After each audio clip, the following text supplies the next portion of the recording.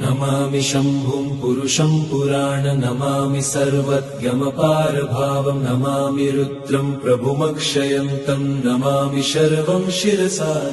नमामि देवं परमव्ययम् उमापति लोकगुरुं नमामि नमामि दारिद्र्यविदारणं नमामि रोगापहरणं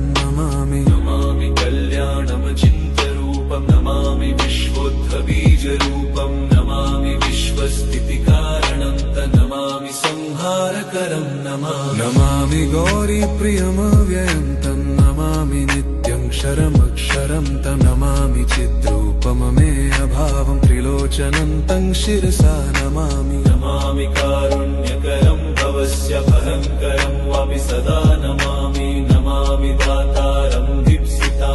नमामि सोमेशमुमेशमादमामि वेदत्रयलोचनं तं नमामि मूर्तित्रयवर्जितं तं नमामि पुण्यं सदसद्व्यातितं नमामि तं पापहरं नमामि विश्वसहितेररद्द नमामि रूपाणि बहुनि धत्ते यो विश्वगोप्ता सदसत्प्रणेत नमामि तं विश्वपतिं नमामि यज्ञेश्वरं सम्प्रति हव्यकव्यं तथागतिं लोकसदाशिवो यः